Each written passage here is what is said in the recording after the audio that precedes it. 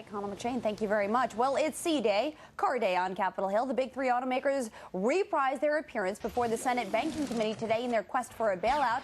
The quest for $34 million in what amounts to survival funds has split lawmakers, economists, and consumers straight down the middle. Here to discuss the pros and cons of an auto bailout is Sam Kazman. He's the general counsel of the Competitive Enterprise Institute, and Steve Nemeth. He's the portfolio manager for Sun America Value Fund. Good morning, gentlemen. All right, Sam, I'm going to give you the first option. You are completely against this. Tell me why. First of all, I don't think there's any assurance that if these companies get the money they're asking for, they're not going to be back in several months asking for even more money.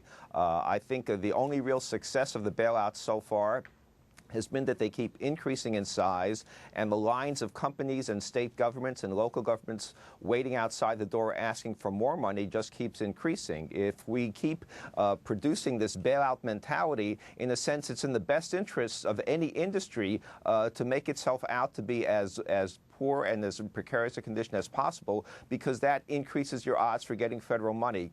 That really is a disaster, is a formula for disaster. Steve, you disagree?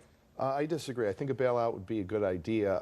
It's very controversial, obviously, but having the auto companies go bankrupt and having dealers close down and having the lack of confidence of consumers of buying new cars because they don't know if warranties are going to be honored is a greater problem than lending in a short-term period the auto companies $25 billion. But I think they can only do it if the unions make drastic cuts in some of the employment base and the job bank base. I think structurally their costs are too high, and I'm not sure that they were there yet with the term in terms of negotiating with the unions. Did Gettelfinger give you enough yesterday to suggest in his press conference that he's really willing to negotiate? Not enough yet, but I think we're coming down to the wire, and I think they're going to have to give more. So I think something's going to happen. I think the unions are going to give more.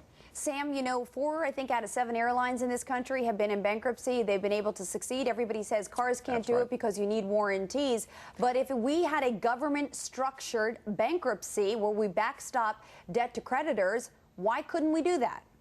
I think we could. I think that warranty guarantees could be handled by third parties, just like extended warranties are already handled by third parties. Those airlines you mentioned kept their flights full. They kept their ticket sales going during bankruptcy, and they emerged as much better companies, and they've kept flying as well since then. And if people have the trust to fly an airplane that's being maintained by a bankrupt company, the notion that they're going to shy away from cars whose warranties are guaranteed by third parties, I think, is crazy. All right. I think the very talk by these companies that they need bailouts is a bad enough a depression factor when it comes to reducing car sales. Okay, guys, do they get it or not? One-word answer. Steve? They don't get it yet. Sam? I hope not. All right, gentlemen, we're going to leave it there. Thank you guys so much. Of course, stay with Fox Business all day. We're going to have a live...